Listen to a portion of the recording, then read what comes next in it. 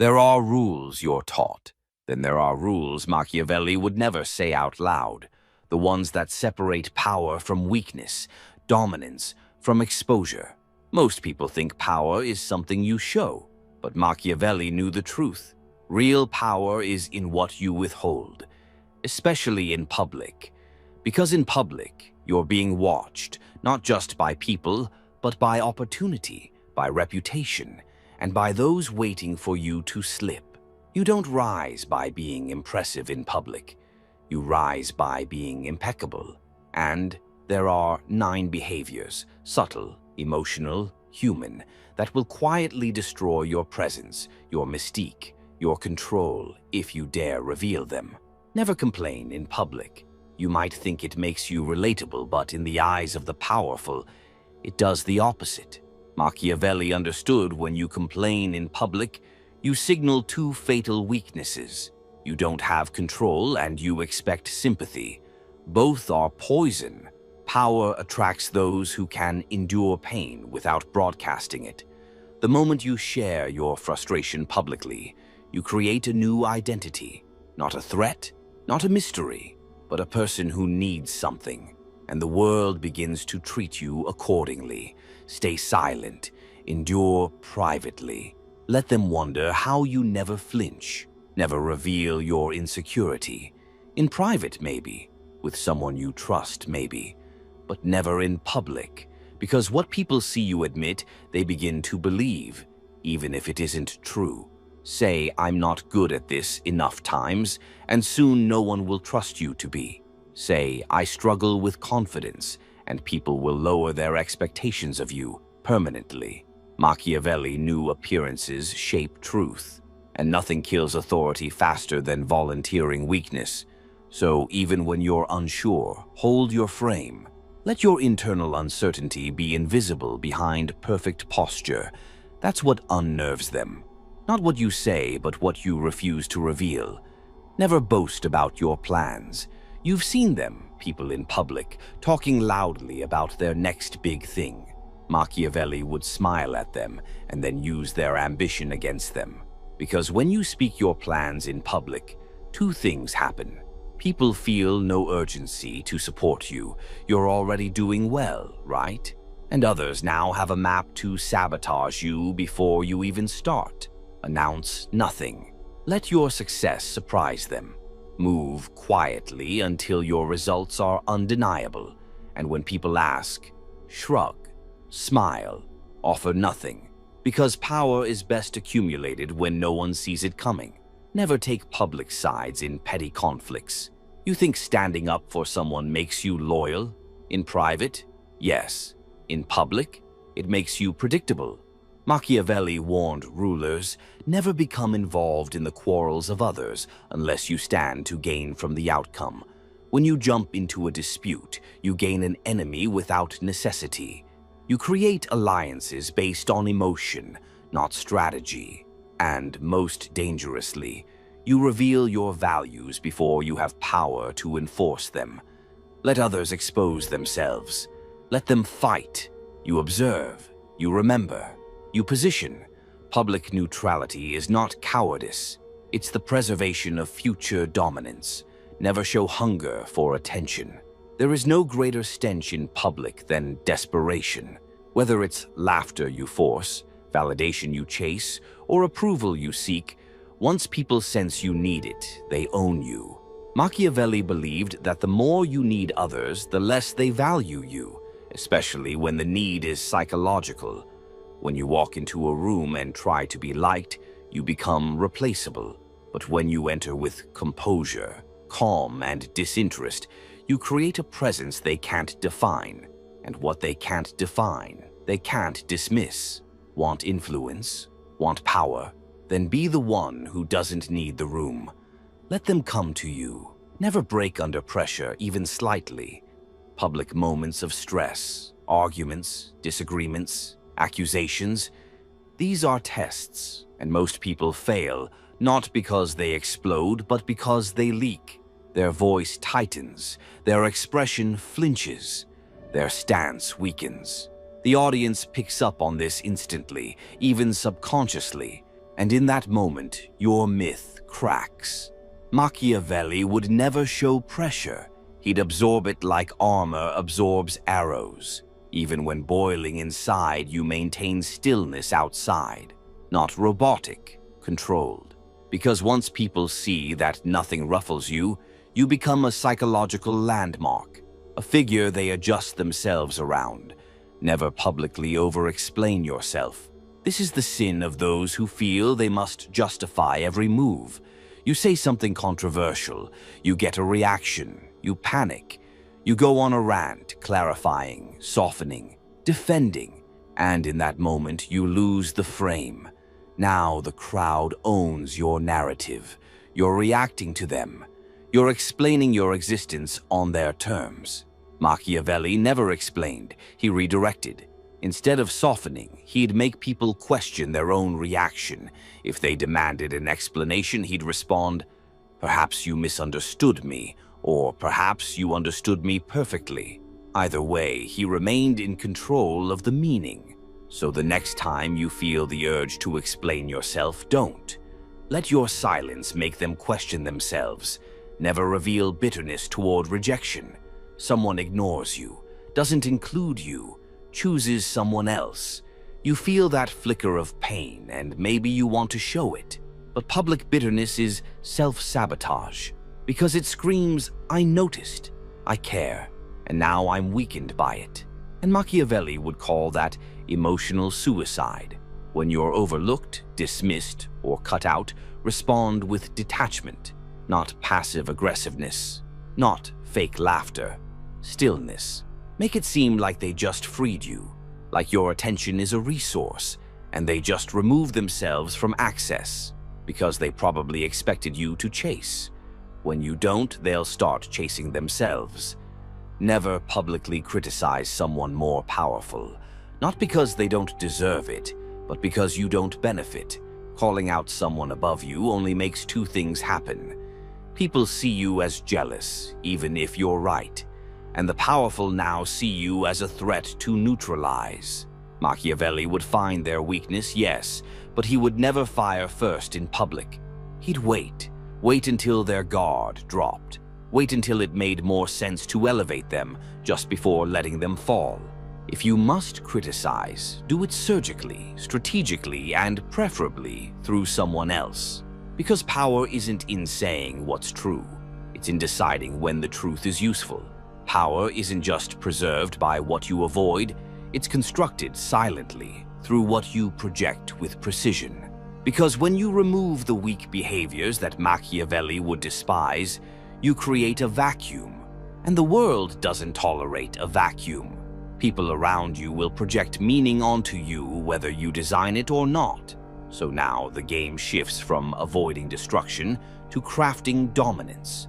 Not with aggression, not with ego, with stillness, with positioning, with selective revelation. You've already learned what to subtract. Now you learn what to install in its place. Replace complaints with unreadable endurance. When people complain, they leak need. When you endure in silence, you create mystery. Machiavelli would never show the pain. He'd channel it. In public, your silence in adversity becomes intimidating. Why? Because people fear what they can't measure. If you're under pressure and still unshaken, they wonder, how bad is it really? Why isn't he breaking? What is he planning in return? You don't need to smile. You don't need to pretend. You just need to radiate emotional indifference, the kind that makes people question their own strength. In comparison, your pain is your weapon, but only if no one sees it clearly. Replace insecurity with strategic ambiguity. Insecurity is a signal. Ambiguity is a mirror. The insecure explain. They overshare. They seek correction. But Machiavellian ambiguity is different. It leaves people unsure on purpose. You don't say, "I don't know what I'm doing." You say, "I have something in mind," and say nothing else. You don't admit confusion. You ask questions that shift focus. You're not pretending to know everything. You're making them unsure what you know. Because once people believe you're playing a longer game, they begin to overthink everything around you. And the moment they're distracted by your ambiguity, you have the advantage. Replace boasting with subtle power signals. Announcing power weakens it. Revealing it accidentally, that's how you own the frame. The powerful don't list their achievements. They let them leak. You're not a leader because you say you are. You are because people keep looking to you during uncertain moments. You don't tell people you're building something. They notice your time is being protected. You don't say you've won. They see your silence while others celebrate. That's power, not in display, but in delay. When you master this, even your silence becomes a symbol of movement. Replace public loyalty gestures with quiet allegiance. When everyone's fighting and shouting their side, you stay silent. Not because you don't care, but because you value influence over approval. The strongest form of loyalty, the kind no one sees. Machiavelli always served alliances behind closed doors. You can support someone, you can be loyal, but doing it in public, that's theater. And it usually costs more than it's worth. If you protect someone in secret, they'll trust you more. If you act neutral in public, you stay invincible. That's the move. Support privately. Rule publicly by revealing nothing. Replace attention-seeking with controlled withdrawal. The loudest person in the room is usually the weakest, so instead of entering with noise, enter with timed absence. Don't speak unless the moment is waiting for your voice. Don't laugh unless it punctuates silence. Don't stand where everyone gathers. Stand just outside the orbit and pull attention there, because humans are wired to chase contrast. In a room full of performers, the one who holds himself apart becomes the anchor, the gravitational force. Machiavelli understood a ruler doesn't win with noise. He wins by being the one people adjust around. Replace breakdown with pre-planned stills. When you're challenged, don't try to defend yourself. Don't try to attack. Don't try to win the moment. Instead, create what Machiavelli would call preset postures. The pause before response. The stare without emotion. The lean-back silence after interruption. The refusal to match the other person's panic. These are deliberate physical moves that break the tempo of others. Because when people expect a reactive opponent and get nothing, they collapse into their own confusion. Your calm becomes provocative. And once they start unraveling, you become the one who looks like he planned the whole thing. Replace over-explanation with micro-mystery. The more you talk, the more they define you. The less you talk, the more they project. And when people project onto you, you own their imagination. So instead of explaining your decision, respond with, "Let's see how it plays out." Instead of clarifying your behavior, simply say, "It made sense to me." Now they have to work to understand you. And in the work, they assign meaning that often exceeds your actual intent, which is perfect, because Machiavelli never wanted to be understood. He wanted to be interpreted, and those interpretations were often more powerful than the truth. Replace bitterness with quiet exit. When rejected or ignored in public, you don't retaliate, you don't justify, you disappear. Not in anger, in cold, refined detachment. Because the person who removes themselves without spectacle creates discomfort in everyone else. You didn't argue, you didn't beg, you simply withdrew. Now the crowd fills in the gaps. Did he know something we didn't? Was this a move? Why does it feel like we just lost something valuable? You've made yourself scarce without damage, and that makes your return, if you choose to return, infinitely more powerful. Replace criticism with delayed precision. You never strike the moment someone offends you. Instead, you wait, you study, you let time peel back the layers of their weakness. Then one day, in a different context, you expose a truth so specific, so surgical, that it looks accidental, but it isn't. It's payback, perfected by restraint. Machiavelli never said, "That man is weak." He let the man's actions prove it, and then whispered a single phrase to the right audience after the fall began. This is how power moves through words, not loudly, but with patience. Control without perception is just invisible effort, and Machiavelli never worked silently unless the silence made others paranoid. This is the next phase, shaping the image people build of you when you're not around. Because in public, you're not just presenting your character, you're installing your legend. That legend isn't built through what you say, it's built through what you let people assume and how you respond to their instincts. It's about curating power by bending perception before anyone has a chance to define you. Machiavelli didn't want to be understood. He wanted to be feared and followed, with no clear explanation why. That's your goal now. Most people talk to fill silence. The Machiavellian speaks to create it. Public perception isn't shaped by what you say, it's shaped by the gaps between what you say. When you speak slowly, when you pause before answering, when you leave thoughts hanging in midair, people begin to lean in. They start assuming intelligence where there's silence. They project meaning where you've said nothing at all. This is your weapon. Say less, mean more. Let pauses become a kind of invisible punctuation that holds tension. Let people finish your sentences in their minds. You're no longer a person delivering content. You're a presence they must interpret. Control eye contact like a weapon. There are only two ways to destroy someone in public without touching them. Stare until they break, or refuse to look at them at all. Machiavelli understood this long before psychology caught up. Your gaze in public isn't just about confidence, it's about positioning. When someone's trying to bait you, arguing, or overcompensating, hold their eyes calmly. Never flinch, never overfocus. Just wait. They'll eventually shift away, and the moment they do, everyone watching knows who really won. And if someone beneath you tries to provoke you, ignore their presence entirely, not with arrogance, with cold detachment. That silence, that refusal to even engage visually, it turns them into nothing, and the crowd sees it. Now they know your social ranking without a word spoken. Respond to provocation with calm redirection. The most dominant people in the room aren't the ones who win arguments.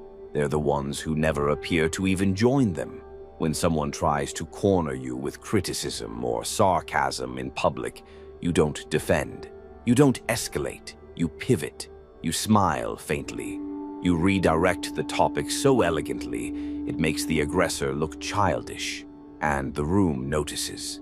They see you didn't need to win the moment. You simply walked past it. That's presence. And once people understand that you can't be baited, they stop trying. They adjust to your tempo. Now you control not just perception, you control the entire emotional temperature of any space you enter. Build a myth around your absence. The strongest moments of public power come when you're not even present. Because if you craft your image carefully enough, people begin to speak about you when you leave. You say very little, you reveal even less, but you move in a way that creates curiosity, and curiosity breeds narrative. They start asking, what's he up to now? Did you see how calm he stayed when I heard he's working on something big? You've installed a myth, a low-frequency myth that travels through rooms without you. To build this, be just slightly less accessible than expected. Leave events early. Enter moments late. Say just enough to suggest depth, never the full picture. And when someone brings up your name in conversation, let there always be a pause, a respect, a slight caution, a question mark. That's legend building. And legends don't shout, they echo. Let other people defend you publicly. Most people panic when their reputation is questioned. They jump to their own defense. Machiavelli never would. Why? Because the moment you defend yourself, you validate the accusation. Instead, he'd let others do it. He built quiet alliances, maintained poise, and trusted that his presence had installed enough loyalty and fear that someone in the room would push back on his behalf. You must do the same. Speak in such a way that people enjoy quoting you. Move in such a way that people feel smarter defending your silence. And when someone questions you publicly, you stay still. Say only, They're entitled to their view. Let the room attack the attacker. You just watch. That's how rulers operate. They don't fight rumors. They let the myth correct them. Master the exit moment. Machiavelli believed that timing was the hidden engine behind perception. You could say the right thing at the wrong moment and lose everything. You could win the crowd and ruin it with a weak exit. So you must master the last moment of your public interactions. When you leave while interest is still rising. Not after it has peaked. Not when you're being dismissed. Leave with attention still in your hands. Walk away mid-conversation with a reason that sounds logical but leaves them curious. I've got to handle something. Let's finish this another time. That's a good place to pause for now. You'll understand soon enough. Not smug, just precisely timed. And then, when you're gone, they talk. Not about what you said, but about why you left when you did. Now you're no longer a participant. You're the figure they recall when the room is empty. Machiavelli didn't just teach tactics. He taught atmosphere. Your goal isn't to impress people in public. Your goal is to disturb their certainty, ignite their imagination, and create a presence they can't quite explain, but never forget. But presence alone is defensive. Power begins when you use it. And Machiavelli didn't simply want to be respected. He wanted to move through the world like a loaded weapon, not always fired, but always noticed. This is where most people stop. They gain self-control and believe that's enough. But Machiavelli knew restraint is only half the art. Precision is the other. So now you don't just walk into a room with presence, you begin to destabilize the room without moving a muscle. Use silence as a trap, not a shield. There's a silence that protects, and there's a silence that pulls people into mistakes. In public, use your quiet not just to protect yourself, but to bait others. When someone tries to provoke you, respond with a pause. Don't give them your words. Give them your stare. Give them your stillness. Give them nothing. They'll start over-explaining. They'll escalate. They'll talk too much, trying to fill the vacuum you've created. And in that moment, the room watches them unravel, while you remain perfectly still. Machiavelli would use silence as a test. Let them reveal what kind of person they are in response to your restraint. The foolish rush to fill silence. The powerful let it swallow the unprepared. Redirect questions into questions. When people try to corner you, trap you, or gain insight into your mind publicly, never answer directly. Redirect. If someone asks, "Why did you do that?" Don't explain. Ask, "Why does that interest you?" If they ask, "What are you planning next?" Say, "Wouldn't it be smarter if I didn't say?" Now the crowd shifts attention. They stop looking for truth in your words and start looking for meaning in your intention. You've just flipped the power dynamic, because when you answer, they own the pace. But when you make them explain themselves, you own the moment. Use micro-movements to create psychological discomfort. In public spaces, most people try to impress. They use big gestures, loud voices, fast movements. Machiavellian strategy uses micro-signals instead. A single glance that lingers too long. A smirk when someone else is trying to prove something. A slow, deliberate sip of your drink after someone finishes a passionate rant. These actions are deliberate minimalism. They say, "I'm not reacting because I already understand this moment better than you." It's dominance without volume. It's threat without words. These moves create unexplained discomfort, and that's where your power lives. When they can't understand you, they start adjusting themselves. Publicly praise the powerful with precision.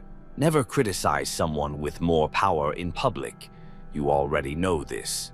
But what Machiavelli would do instead is offer public praise strategically in ways that double as protection. You don't flatter randomly. You identify someone powerful and say something sharp, simple, and undeniable about their strength. His timing is always perfect. She doesn't need to say much. You can feel it. You always know when he's entered the room even before you see him. Why do this? Because the powerful remember who protects their image, and in doing this you become a ghost ally, someone who gains cover without showing submission. You're now included in their shield, while still keeping your own weapon drawn. Never reveal who you're truly watching. In public, always act like your focus is casual, but in truth, always be watching. Who's seeking attention the hardest? Who's subtly trying to compete with you? Who's pretending to not notice you, but is mirroring your posture? Machiavelli would scan the room without ever letting the room know it was being scanned. Because your power in public isn't just in commanding attention, it's in gathering data without being noticed. The person who watches everyone is dangerous. The person who watches quietly is unstoppable. When you see patterns, when you know who's envious, who's insecure, who's pretending, you gain the power to manipulate them slowly. Not today, not tomorrow, but when it matters. Respond to disrespect with calculated absence. Nothing destabilizes a public group dynamic more than your sudden silence. If someone cuts you off, undermines you, subtly tries to dismiss you, don't retaliate. Don't prove them wrong. Withdraw. Withdraw your energy, your words, your attention. Speak to others. Change direction. Let the person realize they just removed themselves from your world without you even flinching. The crowd will notice. And the disrespectful one? They'll feel colder than expected. They'll start performing harder. And in doing so, they lose control of themselves. You don't punish them. You vanish from their interest. And now their insecurity punishes them. Drop timed phrases that people replay later. A well-timed sentence is more dangerous than a 5-minute speech. You don't need to be the loudest person in the room. You need to drop one sentence that everyone replays in their mind after you leave. Machiavelli used to say, "Everyone sees what you appear to be. Few experience what you really are." You want to echo that principle with your own words. Things like, "You'll understand later." Sometimes silence is louder than shouting. Power doesn't respond, it observes. You say it calmly, in passing, without emphasis, and it stays with them. They can't explain why, but they replay it. That's how you create psychological follow-through. Your presence extends beyond your voice. Your voice becomes ritual. Let public spaces turn you into a living riddle. Most people walk into a room hoping to be seen. You walk in and become a contradiction. Warm eyes, cold voice, silent posture, deadly presence, engaging in one moment, withdrawn the next. Always polite, never predictable. This dissonance makes people pay attention, because their brain can't settle on who you are. And in that space, that confusion, you become unforgettable. You're not just a person. You're a force they're trying to label but can't. That's what Machiavelli would construct. Not a man who's powerful, but a man who distorts clarity wherever he stands.